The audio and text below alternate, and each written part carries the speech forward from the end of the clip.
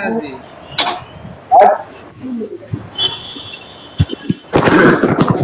आइए स्टार्ट करें।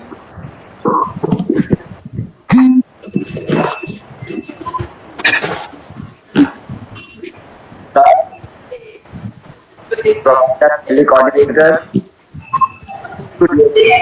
सबको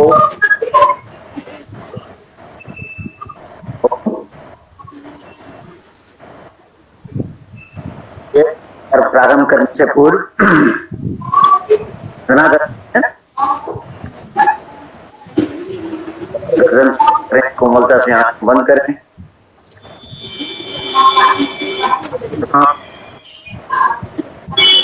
ओम सर्वे भवन्तु सुखिनः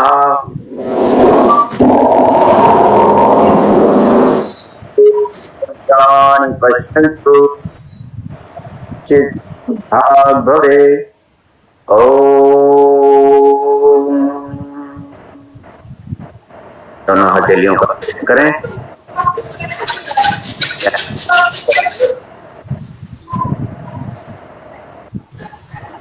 हमारे डॉक्टर लक्ष्मी की उपस्थित हैं और मैं अपने अध्यक्ष डॉक्टर DN जी से अनुरोध करूंगा कि प्रारंभ करने की अनुमति दें। धन्यवाद। जी सर, प्रणाम सर। बहुत बहुत धन्यवाद डॉक्टर भगवान दास जी। आज का महासत्र आरंभ होने से पूर्व मैं स्वागत अभिनंदन करता हूं आज की मुख्य वक्ता जो हमारे बीच उपस्थित हो चुकी हैं, श्रीमती लक्ष्मी कुमार जी, राजधानी दिल्ली से। आज बहुत ही सौभाग्य का दिन है हमारे लिए और ऋषिकुल योगपीठ परिवार के लिए और इस समाज के लिए, क्योंकि ऋषिकुल योगपीठ के द्वारा जो लगातार राष्ट्रीय वेबिनार 365 दिवसीय आयोजित किया जा रहा है फेसबुक लाइव चैनल के माध्यम से, तो उसमें आज जुड़े हुए सभी साधकों का भी मैं स्वागत व अभिनंदन करता हूं। आज का महासत्र एक विशेष महासत्र है। आज का मुख्य जो टॉपिक है भक्ति योग, क्योंकि भक्ति से ही शक्ति मिलती है, तो कुछ ऐसा ही आज सुनने को मिलने वाला है। और मैं शॉर्ट में थोड़ा सा परिचय भी दे देता हूँ। आज की मुख्य वक्ता श्रीमती लक्ष्मी जी जो उपस्थित हुई हैं, उन्होंने MSc environmental science, B.Ed science, YCB yoga teacher certified हैं, MA योगा भी हैं। इस तरीके बहुत सारी उपलब्धियां हैं और एक्सपीरियंस भी बहुत सारा है, तो बहुत अच्छी जानकारी मिलने वाली है आज भक्ति योग के माध्यम से। तो मेरे अनुसार उनको मेरा अनुरोध है कि सभी लोग साधक जुड़े रहें लगातार आज के इस महासत्र में और मैक्सिमम इसको शेयर करें, इससे उन्हें योग की शिक्षा क्षेत्र में भी इसका लाभ मिलेगा और साथ में वो अपने स्वयं में उसको मानसिक लेवल पर भी उसका अनुसरण कर सकते हैं। अब मैं इसके लिए आमंत्रित करता हूँ डॉक्टर अनुपम कुमार जी को, कोऑर्डिनेटर हैं ऋषिकुल योगपीठ से, कि वो आए और मैम का स्वागत अभिनंदन करें और आज के कार्यक्रम को शुभारंभ कराएं। धन्यवाद। सभी को हमारा नमस्कार। मेरा नाम अनुपम कुमार, ऋषिकुल योगपीठ बिहार के कोऑर्डिनेटर हूँ और आज के सत्र में मैडम का बहुत बहुत स्वागत है। मैडम लक्ष्मी कुमार जी का, जो नई दिल्ली से हमारे सामने लाइव आ चुकी है। तो चलते हैं आज के भक्ति योग के साथ शुरुआत होगा सेमिनार का। धन्यवाद। प्रणाम सर। मेरा जन्म भी सर बिहार में ही हुआ है। पिछले 21 साल से मैं दिल्ली में रह रही हूँ। MSc B.Ed किया हुआ है और योगा के बहुत सारे सर्टिफिकेट्स करंटली भी मैंने नेट पास किया है 75% से। बच्चों को प्राइवेट ट्यूशंस दे रही हूँ ताकि वो योग के क्षेत्र में आगे बढ़ सके। आज आपने मुझे अपने मंच पे बुलाया है, इसके लिए बहुत बहुत धन्यवाद। मैं कोशिश करूंगी कि भक्ति योग पे जो व्याख्यान दूं उससे ज्यादा लोगों को लाभ पहुंचे। भक्ति योग के बारे में शुरुआत करते हैं। पहले हम योग के बारे के बारे में समझेंगे कि योग क्या है और शुरुआत कैसे होती है योग की। योग की आदि वक्ता जैसे हिरण्यगर्भ को बताया गया है। आज योग हमारे योग जो है हमारे संस्कृति में बहुत शुरुआत से है। जब हम मानते हैं कि इस पृथ्वी का उदय हुआ, उससे पहले भगवान का उद्भव हुआ, उस समय से योग चला आ रहा है। क्योंकि गीता में भी ये वर्णित है कि योग का उद्भव कैसे हुआ, और याज्ञवल्क्य की स्मृति, मनुस्मृति सब में ही योग की परिभाषा हमें देखने को मिलती है। वेदों से योग उपनिषदों में आया, उपनिषदों से सारे ग्रंथों में आया। जिन जिन ऋषियों मुनियों को जैसा जैसा अनुभव हुआ, उन्होंने अपने अनुभव के इस हिसाब से कई ग्रंथ लिखे और हमें योग को लोगों तक, जन जन तक पहुंचाया। बीच में ये जरूर हुआ कि योग जो हमारी विद्या थी, एक हमारा हेरिटेज संपत्ति था, वो कहीं लुप्त हो गया था। पर इन दिनों जैसा हमारा सर्कमस्टेंसेस बन रहे हैं पूरे वर्ल्ड में, तो लोग योग की तरफ बहुत ज्यादा अपनी ही पुरानी विद्या की तरफ वो वापस मुख किए हैं और उनको जानने के लिए काफी उत्सुक हैं कि योग क्या था और हमारे पूर्वजों ने, ऋषियों मुनियों ने जिस पे काम किया था, उसको जानने की आखिर ये चीज क्या था। तो आजकल के जो प्रैक्टिकल वर्ल्ड हो गया है, लोग बाहर की ओर ज्यादा उन्मुख और मटेरियलिस्टिक हो गए हैं, व्यवहारिक और प्रैक्टिकल हो गए हैं, तो खुद से ही जुड़ना भूल गए हैं। योग शब्द का अर्थ ही होता है आप खुद से ही जुड़ना। अब जब हम खुद से जुड़ते हैं तो सभी यही जानते हैं, हमें बचपन से ही सिखाया जाता है कि हमारे अंदर जो आत्मा का निवास है वो परमात्मा का निवास है। हर किसी के अंदर परमात्मा होता है। तो योग बस यही है कि हम अपने शरीर को तो देख पाते हैं, पर अपने अंदर की परमात्मा को, आत्मा को नहीं देख पाते, नहीं समझ पाते, और उनसे ही जुड़ना योग कहलाता है। विभिन्न मनीषियों ने अपने अपने शब्दों में इसको व्यक्त किया है। पढ़ने से हमें इनकी गहराइयों का पता चलता है। योग तक, अपने आप तक पहुंचने का, परमात्मा तक पहुंचने का बहुत से माध्यम बताए गए, जिनको कई नामों से जाना गया। राजयोग, अष्टांग योग, मंत्र योग, भक्ति योग, ज्ञान योग, लय योग, नाद योग। आखिर इन सब शब्दों को, ये तो शब्द हैं कई तरह के, पर ये समझिए कि एक रास्ता है कि आप किसी एक को भी चुन लीजिए और किसी एक को भी आप फॉलो करते हैं तो आप खुद से, यानी कि परमात्मा से जुड़ पाते हैं और आपका आत्म साक्षात्कार होता है। जीवन के रहस्यों को आप जान पाते हैं। आपने जन्म क्यों लिया, आप सुख या दुख क्यों भोग रहे हैं, और इसकी नियति क्या है। समय समय पे जैसे दर्शन आए, 6 आस्तिक थे, 3 नास्तिक थे।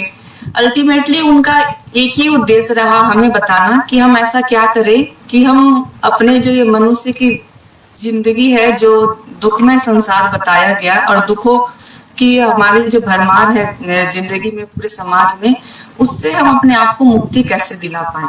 तो इसमें भक्ति योग का जो माध्यम, रास्ता है और माध्यम जो है, वो कहते हैं सबसे सरल माध्यम है। क्योंकि अष्टांग योग जो महर्षि पतंजलि द्वारा रचित है, उसमें भी 3 तरह के साधक बताए हैं। तो इसमें जो भक्ति योग है, उसमें ईश्वर प्रणिधान के नाम से जाना गया है। उसके रास्ते से भी उन्होंने यही बताया है कि जो जन साधारण है, उनके लिए सबसे सरल और सुगम रास्ता है मुक्ति पाने का, अपने परमात्मा से जुड़ने का। भक्ति योग के बारे में हमें ऑलमोस्ट सभी ग्रंथों में मिलता है कहीं न कहीं। जैसे अब गीता है, बहुत ज्यादा प्रचलित ग्रंथ है हमारा, उसमें भी 3 योग के बारे में जो वर्णन है, कर्म योग, ज्ञान योग और भक्ति योग। तो प्रभु ने भी लास्ट में यही कहा है कि आप कुछ भी कर्म करो, आप मुझे समर्पित कर दो, आप मेरे शरण में आ जाओ तो आपको मुक्ति मिल जाएगी। लास्ट में उन्होंने अर्जुन को यही संदेश दिया था कि आप अपना कर्म करो और बाकी सब मेरे शरण में आ जाओ, मैं आपको मोक्ष प्रदान करूंगा। भक्ति योग जो रास्ता है हमारा योग से जुड़ने का, मुक्ति पाने का, उसका वर्णन भागवतम में भी मिलता है, श्री रामचरितमानस में भी मिलता है, और इसी तरह से कई हमारे पुराने ग्रंथ हैं, उनमें मिलता है। भक्ति का मतलब क्या होता है? भक्ति जो है वो भज धातु से बना हुआ है, जिसका मतलब होता है सेवा करना, उपासना करना, पूजा करना। कई तरह के इसके पर्यायवाची शब्द हैं जो कि हमें भगवान तक ले जाते हैं। कहते हैं जब इंसान भक्ति में होता है तो उसका हृदय बिल्कुल शुद्ध और सरल हो जाता है। अभ्यास वैराग्य से योग को पाना, तब स्वाध्याय से पाना, भक्ति योग से पाना, और तरह तरह के विभिन्न योग मार्ग से प्रभु को पाना और मुक्ति पाना थोड़ा सा डिफिकल्ट हो जाता है, जहाँ भक्ति योग बिल्कुल ही सरल सुगम रास्ता है और हमें इसके बहुत सारे एग्जाम्पल्स मिल जाते हैं। हम जरा सा भी अगर स्वाध्याय करें और अपने ग्रंथों को पढ़े तो आपको लगेगा कि भक्त तो हर जगह भरमार है। सभी योग उतने मतलब जीवन में नहीं उतारेंगे हैं जितना कि भक्ति योग उतारा गया है। कहते हैं सबसे सरल, आप हनुमान जी को देखिए, लक्ष्मण जी को देखिए, माता लक्ष्मी को देखिए, सबरी को देखिए, नारद जी को देखिए, प्रहलाद, ध्रुव, मतलब अनगिनत भक्त हैं जिनसे पूरा हमारा ग्रंथ और साहित्य भरा हुआ है।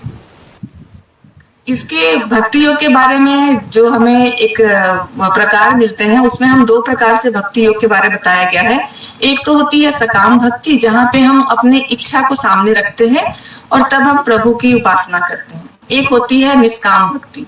सकाम भक्ति को हम हेतु की भक्ति कहते हैं और निष्काम भक्ति को हम अहेतु की भक्ति कहते हैं, जो सिर्फ ईश्वर को समर्पण से ही मिलती है। हमें हमारा उद्देश्य होता है सिर्फ ईश्वर को पाना, जबकि हेतु की भक्ति जिसे हम सकाम कहते हैं, उसमें हमें हमारी कहीं ना कहीं छोटी बहुत बड़ी इच्छा छिपी रहती है। इसी प्रकरण में श्रीमद् भागवतम में, रामचरितमानस में नवधा भक्ति के बारे में भगवान जी ने बताया है। श्री कृष्ण कहते हैं इसमें, श्री भागवतम में श्री कृष्ण का कहना है, श्रवणम कीर्तनम विष्णु स्मरण पाद सेवनम अर्चनम वंदनम दास्यम साख्यम आत्मनिवेदनम। मतलब उन्होंने भक्ति के 9 मार्ग बताए हैं जिसके द्वारा आप अपने प्रभु का साक्षात्कार कर सकते हैं। वहीं श्री रामचरितमानस में कहा गया है, नवधा भक्ति कहूँ तो ही पाही, सावधान मनुधर मन माही। इस 2 तरीके के जो नवधा भक्ति के बारे में बताया गया कि आप 9 मार्ग है भक्ति के, आप किसी को भी चुन लीजिए, आपका अंतिम उद्देश्य प्रभु की प्राप्ति होगी। अब इसमें श्रवण में जो बताया गया है कि श्रवण से हम कैसे अपने भक्ति योग को पा सकते हैं। श्रवण में जो मार्ग है भक्ति का, उसके बारे में कहा जाता है, कहानी बहुत प्रचलित है। राजा परीक्षित थे, बहुत बड़े राजा थे और उनके शासन काल में जनता बहुत सुख शांति से प्रजा रहती थी। इवन कि ऋषि और जो मुनि थे वो बिल्कुल निर्भय होकर तप और यज्ञ करते थे। कोई असुरों वगैरह का आतंक राजा के साम्राज्य में नहीं था, उनके कारण ही बहुत ज्यादा सुख शांति बनी हुई थी। तो जो राजा थे वो भी भगवान से काफी जुड़े हुए थे, काफी भक्ति करते थे, बहुत ही नामी के साथ साथ उनका हृदय बहुत शुद्ध और सात्विक था और आचार्यों की, गुरुओं की, ब्राह्मणों की वो खूब सेवा करते थे। चूंकि वो राजा थे और कलयुग में राजा का जो स्थान होता है वो हम राजसिक प्रवृत्ति से लिप्त बताते हैं।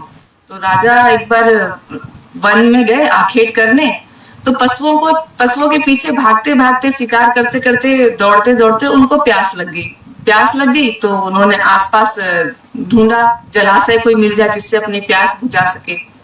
उनको कहीं जलाशय नहीं मिली तो बगल थोड़े दूर पे उनको एक आश्रम मिला। वो आश्रम था आपका श्रृंगी ऋषि का। श्रृंगी ऋषि का आश्रम था, वो उनको दिखा, वहां पे गए। जब आश्रम में एंटर किए तो श्रृंगी ऋषि के जो पिता थे, सामिक ऋषि, उस समय वो ध्यान मग्न थे, ध्यान कर रहे थे। तो उन्होंने 2-3 बार बोला कि मुझे प्यास लगी है, आप पानी दे दो। 2-3 बार उन्होंने बोला तो उनको, जो ध्यान मग्न थे, तो फिर वो प्रभु के भक्ति में, ध्यान में इतने लीन हो जाते हैं कि उनके आसपास भी क्या हो रहा है उनको पता नहीं चलता है। राजा उस समय मुकुट पहने हुए थे, तो राजसिक प्रवृत्ति थी, तो उनको यही समझ में आया कि ये तो अहंकारी है, मेरा अपमान कर रहा है, मैं आवाज लगा रहा हूँ और ये सुन नहीं रहा, इससे तो मेरा अपमान हुआ। तो वो बहुत क्रोधित हो गए, क्योंकि जब राजसिक प्रवृत्ति आती है तो आप में क्रोध, अहंकार, ये सब चीजें, गुण जो होती हैं वो एक्टिवेट हो जाती है। राजा को क्रोध आया, उन्होंने देखा पास में ही एक मृत सर्प पड़ा हुआ था, मरा हुआ सांप। तीर से उस सांप को उठाया और ऋषि के गले में डाल दिया। फिर क्या हुआ, वहां से वो, उसका काम पूर्ण हुआ, वो अपने वापस राजमहल में आ गया। थोड़ी देर में जब सामिक ऋषि के पुत्र श्रृंगी ऋषि कुटिया में आए तो उन्होंने अपने पिता को ये हालत में देखा। तो जब तक ऋषि गले में सांप पड़ा हुआ था और ऋषि ध्यान मग्न थे, उनको उस समय भी एहसास नहीं था कि मेरे गले में मरा हुआ सांप पड़ा है। तो जब वो ध्यान से बाहर आए ना, तो उन्होंने देखा, श्रृंगी ऋषि ने अपने दिव्य शक्ति से देख लिया कि किसने क्या किया था। वो क्रोधित हुए, कमंडल से जल निकाले, उसको अभिमंत्रित किया मंत्रों से, और राजा को श्राप दे दिया उनके सामने ही, अपने पिता के सामने ही, कि आज से 7वें दिन तुमको तक्षक नाम का सर्प डस लेगा, तुम इतने अहंकारी राजा हो कि तुमने मतलब ब्राह्मण का अपमान किया है। तो जब श्रमिक ऋषि का ध्यान टूटा तो बोले, अरे मूर्ख, वो तो बड़े ही सुलझे हुए और बहुत ही प्रतापी राजा है, उनके राज्य में तो सब कुछ सुख शांति से है, तभी तो हम वन में तप कर रहे हैं या फिर इतने आसानी से रह रहे हैं जो हमें कोई तकलीफ नहीं हो रही है। तुमने तो ये बड़ा ही घोर पाप कर दिया, अब क्या किया जाए? वो राजा अगर मर जाएंगे तुम्हारा श्राप तो निष्फल जाएगा नहीं, लेकिन वो राजा अगर मर गए तो यहाँ तो फिर असाम्राज्य फैल जाएगा, हिंसा मारकाट चालू हो जाएगी, अब क्या किया जाए? तो उन्होंने क्या किया कि अपने एक शिष्य को राजा के पास भेजा। जब शिष्य राजा के पास गया, उस समय तक राजा अपने राजमहल में पहुंचकर उन्होंने जैसे मुकुट उतारते, हम ही कहीं बाहर से आते हैं तो अपने चप्पल खोलते हैं, हाथ पैर धोते हैं, तो राजा ने भी अपना मुकुट उतारा, मुकुट उतार के उन्होंने साइड में रख दिया। जब मुकुट उतर गया तो कलयुग का वो राजसिक प्रभाव खत्म हो गया उन पे से, तब वो सात्विक धर्म में वापस आ गए। तब उनको याद आया कि उन्होंने क्या किया, फिर वो बड़े लज्जित हुए और अंदर से वो गिल्ट वाली भावना आ गई कि मैंने तो बहुत ही बड़ा कुकर्म कर दिया, अब क्या करूं? तब तक से वो श्रमिक ऋषि ने जो अपना शिष्य भेजा था कि राजा को ये बताने कि आज से 7वें दिन आपका ये मतलब मृत्यु हो जाएगी, तक्षक नाम का सर्प आपको डस लेगा। तो राजा जैसे अब सात्विक गुण हो गया तो उन्होंने वही आदर सत्कार किया, ब्राह्मण को आया, पानी जलपान वगैरह दिया, और फिर उनको उन्होंने जब आप ये मैसेज उनको दिया तो वो कहते, वो बड़े खुश हुए कि चलिए अब मुझे संसार से मुक्ति मिल जाएगी और मैं प्रभु कीर्तन में मतलब व्यस्त मन लगाकर और मोक्ष को प्राप्त कर लूंगा। फिर उन्होंने क्या किया कि अपने पुत्र जो जन्मेजय नाम था उनका राज्याभिषेक कर दिया, और प्रभु भक्ति में बोले कि अब ये जो 7 दिन है मैं अपने प्रभु का ज्ञान लेने में और प्रभु की भक्ति करने में व्यतीत करूंगा।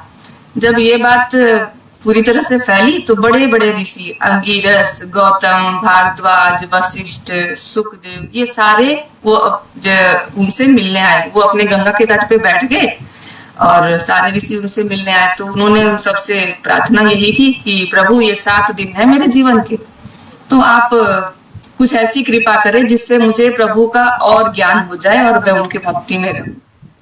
तब सुखदेव जी ने उन्हें पूरे 7 दिन तक लगातार गुरु की, प्रभु की जो चरित्र है, प्रभु का जो प्रेम भावना है, प्रभु की जो महिमा है, उनकी लीला है, उनको सुनाया।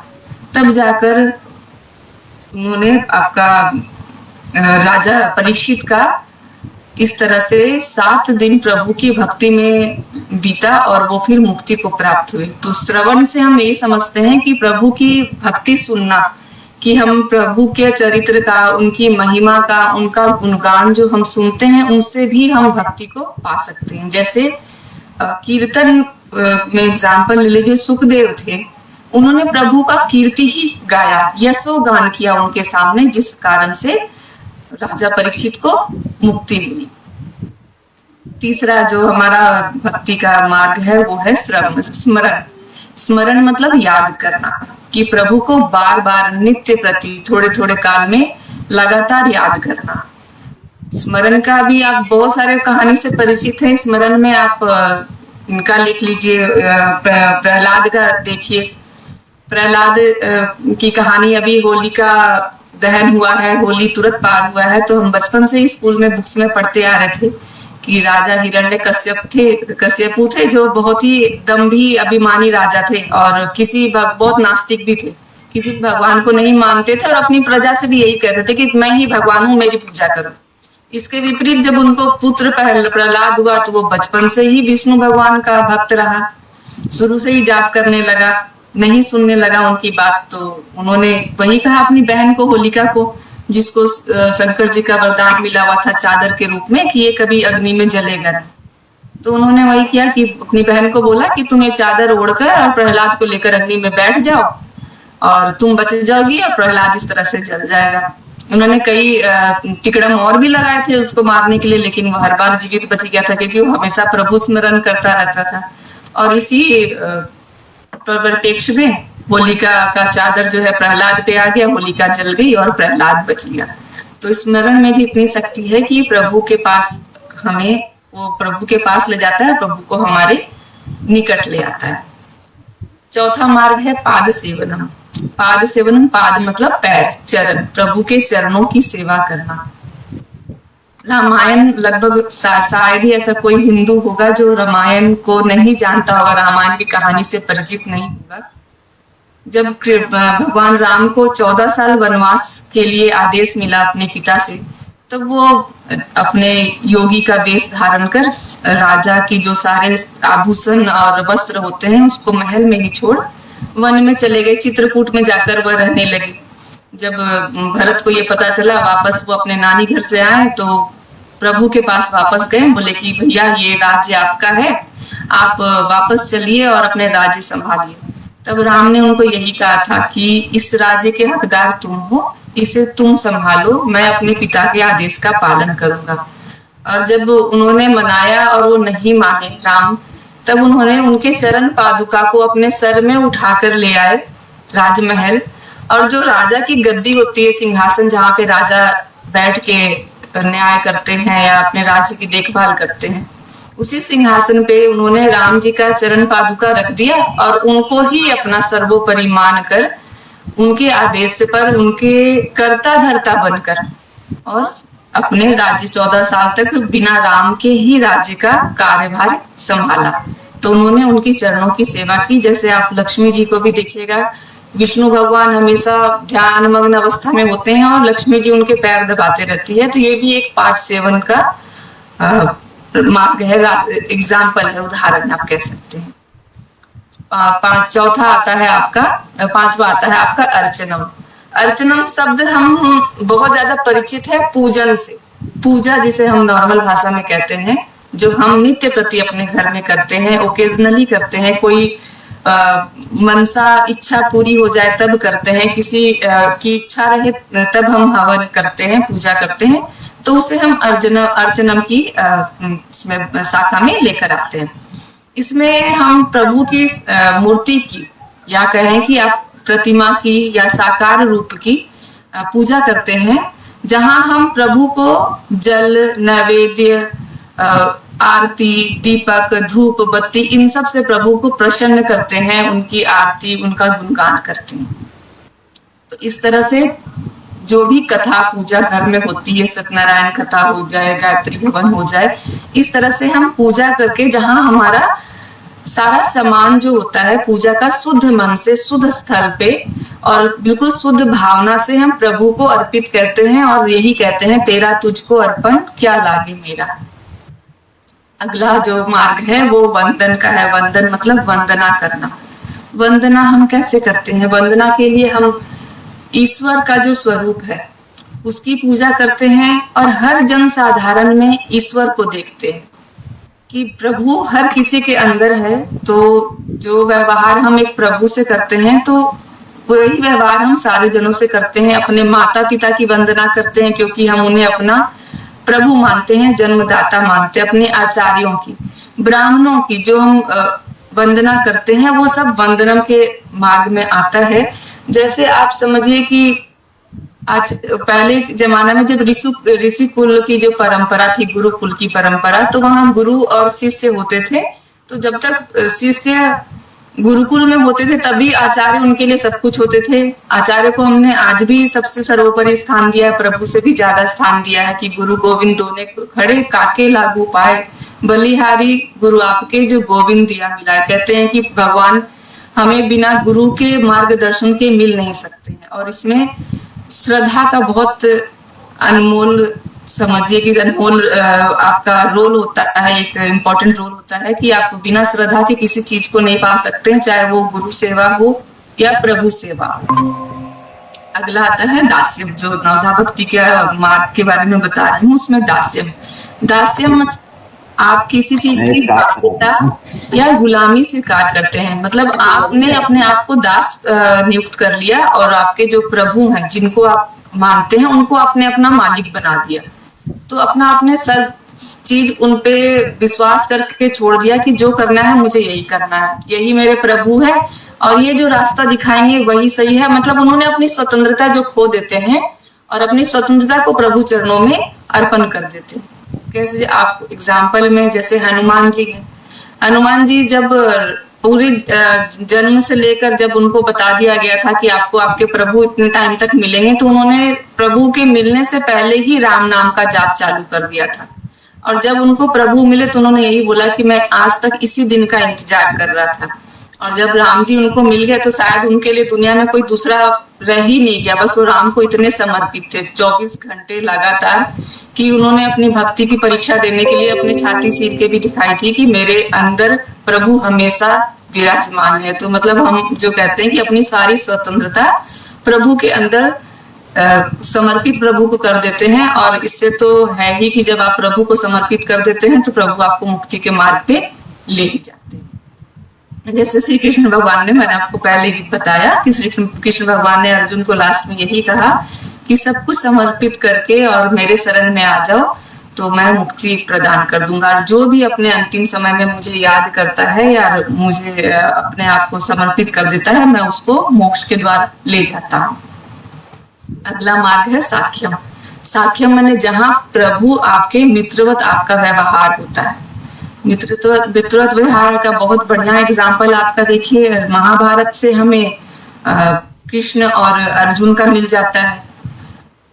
इसमें आपका कृष्ण चरित्र में आपको कृष्ण और सुदामा का मिल जाता है, जहां प्रभु आपके मित्र हो जाते हैं। जो आप जो कहते हैं कि मित्र जो है आपके हमेशा हित के लिए सोचता है और हित के लिए करता है, तो अब मित्र आपका ऐसा विश्वासी पात्र होता है जहां आप अपने घर वालों से भी और बहुत अपने खास से भी कुछ बातें छिपाते हैं तो मित्र से अपना शेयर करते हैं। तो इसका मतलब कि आप अपने सारे सीक्रेट्स और रहस्य भी मित्र को बताते हैं। तो उन्होंने भी, जैसे अर्जुन ने भी प्रभु को अपना, जब उनके साथी बने तो उन्होंने सारा चीज, जब उनको विषाद हुआ तब भी और जब वो लड़ने के लिए तैयार हुए तब भी, सारा कुछ अपने श्री कृष्ण को सौंप दिया था कि भगवान ने जो जो जैसे जैसे राह दिखाया वो आंख बंद करके उसमें चलते गए। अब आता है आत्मनिवेदन। आत्मनिवेदन में जहां आपने अपने स्वयं के अहंकार को छोड़कर प्रभु के ही स्वरूप को अपना सब कुछ न्यौछावर कर दिया है, जहां आप अहंकार रहित होकर प्रभु को पूरी तरह से समर्पित हो जाते हैं। और इसमें आप देखिए, एक राजा अम्बीस हुआ करते थे, वो इक्ष्वाकु वंश के राजा थे। वो भक्ति भाव में इतने लीन थे क्योंकि वो राजा इक्ष्वाकु वंश के थे, तो ये वंश भी काफी नामी, जो हम महाभारत में भी पढ़ते हैं कि कैसे वो हमारी जो योग विद्या है हिरण्यगर्भ से विवस्वान से मनु, मनु से इक्ष्वाकु को ऐसे आई है। तो काफी ज्यादा ही उस समय कहते ना संपत्ति बहुत ही अथाह ऐश्वर्य था, लेकिन फिर भी वो इन सब चीज का उनको बिल्कुल मोह नहीं था। वो अपने प्रभु के वंदना में, अर्चना में इतने लीन रहते थे कि उनको ये फर्क ही नहीं पड़ता था कि वो इतने अथाह संपत्ति के मालिक हैं या वो ऐश्वर्य पात्र है। मतलब अहंकार का नामो निशान नहीं था। उन्होंने अपने प्रत्येक इंद्रिया भगवान को ही अर्पित कर रखी थी। कैसे वो 24 घंटे प्रभु के ही गुणगान करते थे। जैसे उनकी जो नाक है वो प्रभु के चरण में, विष्णु भगवान के भक्त थे, वो प्रभु के चरण में जो तुलसी होती है उसका गंध का पान करती थी। जो उनकी आंख है उनको देखने के लिए व्याकुल रहती थी। उनके जो हाथ है वो हमेशा दान पुण्य और ब्राह्मणों के लिए, ऋषियों के लिए हितकारी काम में लगे रहते थे। उनके जो नाक का बता दे जिह्वा थी, उनके प्रसाद के लिए वो हमेशा व्याकुल रहते थे। तो उन्होंने अपने सारा ही जो इंद्रियां हैं उनको पूरी तरह से भगवान को अर्पित कर दिया था और अपने आप को ही पूरे भगवान को चरणों में सौंप दिए थे। तो इस तरह से भक्ति योग जो है आपको किसी ना किसी, जैसे नवधा भक्ति में तो ये चीजें बताई गई हैं कि आप किस तरह से प्रभु के मार्ग को पा सकते हैं। इसमें सबसे ज्यादा कीर्तन जो आता है सेकंड नंबर पे, जो हमारा नवधा भक्ति का मार्ग है, उसमें कहते हैं कीर्तन में जैसे हम प्रभु की स्तुति करते हैं, गान करते हैं, आरती करते हैं, मंत्रोच्चारण करते हैं और लगातार जो जप करते हैं, उससे भी मन को बहुत शांति मिलती है। भक्ति योग कहीं ना कहीं आपके मंत्र योग से जुड़ा हुआ है। हम आज भी है कि ओम का उच्चारण करते हैं तो मन बहुत स्थिर और शांत होता है। गायत्री मंत्र के जाप करते हैं 108, 100, जैसे जैसे जिसकी श्रद्धा वो अपने सामर्थ्य अनुसार जो करते हैं उससे भी बहुत नाम शांति होता है आपका, और आपकी मतलब उत्थान होता है, एक तरह से आपकी चेतना का विकास होता है। भक्ति में तो ऐसे भी कहते हैं कि जब आप भक्ति को अपना लेते हो तो हर, जैसे योग में एक कंडीशन होता है कि आपको ये करना है, ये नहीं, ये वर्जित है, और इसमें है, हठ योग में भी कई चीजें हैं, अष्टांग योग में भी कई चीजें, नियम पालना है, नियम पालना है। लेकिन भक्ति योग इतना सरल है कि आप जब आप भगवान की भक्ति करते रहते हैं तो आपको बस ये फील होता है कि भगवान मेरे साथ है, और कोई मेरे साथ गलत करेगा तो भी भगवान देख रहा है, और मैं किसी के साथ गलत करूं तब भी भगवान देख रहा है। वो थोड़े से छल कपट, ईर्ष्या, द्वेष, जो यम में, नियम में हम एक मतलब हम अपने आप को तैयार करते हैं कि हमें ये चीज करना है, इसमें वो चीज स्वतः हो जाती है। आपका मन निश्चल हो जाता है, मन में शुद्ध भावना भर जाती है, और बिल्कुल कहते हैं ना कि जैसे प्रभु कहते, प्रभु जो अपने भक्त हैं उनको प्रभु कैसे करते हैं कि जो निश्चल होता है और छल कपट नहीं जानता, वो प्रभु के पास उतना ही ज्यादा सामीप्य प्रभु से उसको मिलता है। ये भक्ति के प्रकार थे। गीता में श्लोक अध्याय 7 में 16वां श्लोक में बताया गया है भक्त के प्रकार। जैसे नवधा भक्ति में मैंने आपको बताया, फिर आपको हेतु की अहेतु की भक्ति के बताया बारे में, और इसमें अब मैं आपको बताती हूँ भक्त के प्रकार। तो श्री कृष्ण भगवान ने जब गीता को उपदेश दे रहे थे तो उन्होंने अर्जुन को बताया था कि भक्त 4 प्रकार के होते हैं। उन्होंने 4 प्रकार में कैसे इसको वर्गीकृत किया था, आर्त, अर्थार्थी, जिज्ञासु और ज्ञानी। 4 प्रकार के भक्त उन्होंने बताए थे। आर्त वो होते हैं जो जिनको मुश्किल पड़ती है, कोई ऐसा काम आ जाए जो उनका रुक जाए, या उनको कोई मुसीबत पड़ जाए, तब वो भगवान को याद करते हैं। मैं एग्जाम्पल दे रही हूँ, लेकिन ऐसा नहीं था कि जैसे द्रौपदी का जब चीरहरण उन्होंने लगा तो उन्होंने भगवान भगवान बहुत चिल्लाया था, तब भगवान आए थे। तो ऐसा नहीं था कि सिर्फ मुसीबत में, वो तो ऐसे भी भगवान को बहुत याद करती थी। फॉर एग्जाम्पल मैं बता रही हूँ कि आर्त उन भक्तों को कहा गया है जो कि सिर्फ मुसीबत के समय ही भगवान को याद करते हैं।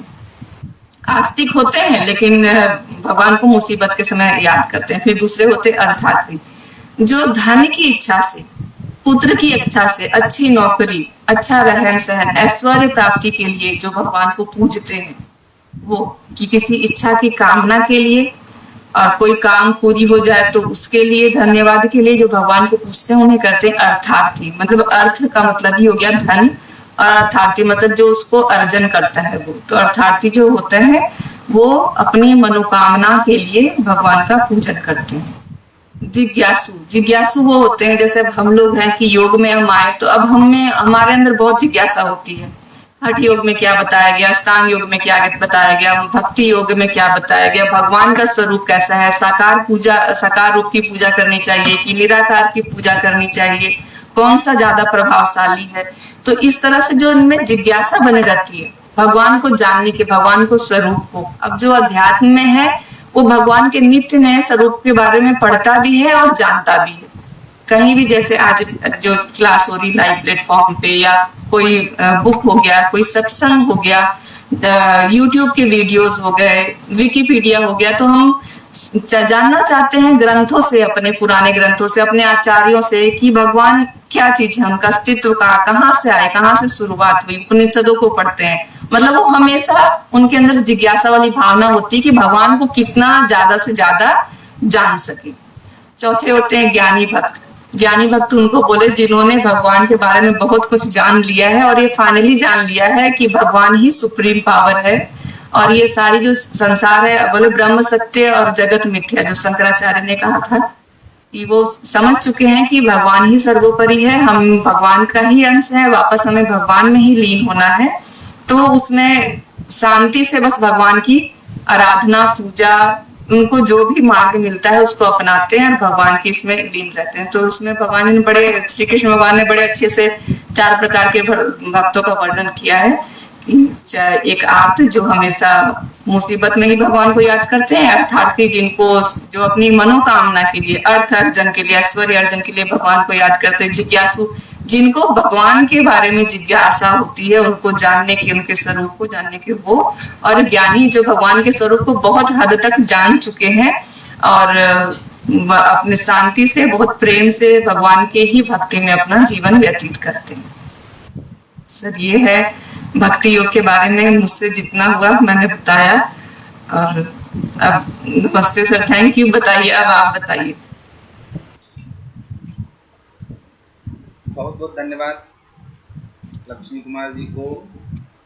आज का ये महासत्र मैंने पहले ही बताया था कि आज महा विशेष है, क्योंकि भक्ति योग पर जो परिचर्चा आज हुई है इस महासत्र में, तो भक्ति योग का जब आरंभ ही बताया ही जा रहा है कि जब भगवान का अस्तित्व आया है तो भक्त का भी अस्तित्व रहा है, और भक्त को तो भगवान से भी सर्वोपरि माना गया है। भगवान ने खुद ही उसको इतना उच्च स्थान दिया, उसके आगे उनको नतमस्तक होना पड़ा। इस तरीके की कई जो है पहले हम लोग जो भी रामायण है, महाभारत है, उसमें दिखाया गया है, बताया गया है। तो इसी तरीके से भक्ति योग का एक अपना मतलब योग यहीं से आरंभ ही होता है कह लीजिए, क्योंकि योग जब कहते ही हैं कि आत्मा और परमात्मा का मिलन योग है, तो जहाँ पे परमात्मा और आत्मा, तो आत्मा भक्त है, परमात्मा भगवान है। तो ये भक्त हम लोग भी हो सकते हैं अगर हमें भी अगर वो पावर आपको अपने अंदर का जगाना पड़ेगा, आपको उतना उसमें लीन होना पड़ेगा, ध्यान में रहना पड़ेगा और उतना ज़्यादा मतलब उस पर आपको अमल करना पड़ेगा। तो ये आपको जो है एक बहुत अच्छा सेशन जिससे ऐसी विशिष्ट जानकारी मिली है, और अच्छा है कि इसको मैक्सिमम शेयर भी किया गया है और मैक्सिमम लोग इसको जो है सुनेंगे, देखेंगे, इसका फ़ायदा भी उठाएंगे। तो मैं फिर से गुजारिश करूंगा कि ये हमारा फेसबुक लाइव चैनल पर लगातार रहेगा वीडियो, उसके साथ कल यूट्यूब चैनल पर भी आएगा। यूट्यूब चैनल के माध्यम से भी जो लोग मैक्सिमम इसको शेयर करते हैं तो उन्हें भी लाभ मिलेगा। आज के इस महासत्र को हम लोग यहीं पर विराम देंगे और पुनः स्वयं में और रेस्क्यू योग पीठ परिवार की तरफ से मैं हार्दिक बधाई देता हूँ और धन्यवाद देता हूँ। बहुत बहुत धन्यवाद कि आप आए और अपना बहुमूल्य समय दिया हमारे रेस्क्यू योग पीठ परिवार के लिए। भाग्य से। और आगे भी मेरी एक गुजारिश है कि आप आगे भी, हमारा भी ये 365 दिवसीय लगातार चल रहा है, तो कभी भी आप नए विषय के साथ फिर से आप बिल्कुल सर। और अब मैं आमंत्रित करूंगा अनुपम को कि वो आए और लक्ष्मी कुमार जी का धन्यवाद प्रेषित करें। भगवान दास जी आए और साथ ही शांति पाठ करा के आज के कार्यक्रम को विराम देंगे। धन्यवाद। बहुत बहुत धन्यवाद मैडम आपके आज के सत्र के लिए, जो आज आप भक्ति योग के बारे में हम लोग को सभी को जो योग के बारे में, योग से भक्ति योग के बारे में जो आप बताए वो बहुत ही अच्छा था। इसके लिए आपको तहे दिल से धन्यवाद। फिर मिलेंगे आपसे, हंसते रहिए, खुश रहिए। अगले सत्र में फिर आपकी मुलाकात होगा। अब चलते हैं भगवान दास सर के पास और आज के सत्र को समापन करेंगे। धन्यवाद डॉक्टर साहब, बहुत ही अच्छा सत्र रहा। संस्कारी होने भी चाहिए, इसमें कोई संशय नहीं है। और हमारे इस वेबिनार में एक केवल चिकित्सा ही नहीं, संस्कार का भी थोड़ा सा जरूर ज्ञान होना भी चाहिए। और अब मैं वेबिनार को यहीं विराम देते हैं।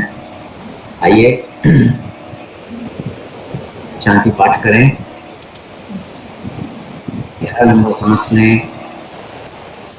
ओम द्यो शांति अंतरिक्ष शांति पृथ्वी शांतिरापा शांतिरोषधया शांति वनस्पतया शांति विश्वे देवा शांति ब्रह्म शांति सर्वं शांति शांतिरेव शांति सामा शांति रिद्धि ओम शांति शांति शांति। दोनों हथेलियों का दर्शन करें, कोमलता से अपने चेहरे पर स्पर्श करें। धन्यवाद डॉक्टर साहब जो इतना कीमती धन्यवाद सर, समय बहुत निकाला। बहुत थैंक यू। और आज का वेबिनार यहीं विराम देते हैं। कल इसी समय 7:30 बजे नए प्रवक्ता नए वक्ता के साथ फिर उपस्थित होंगे। तब तक के लिए धन्यवाद। ओम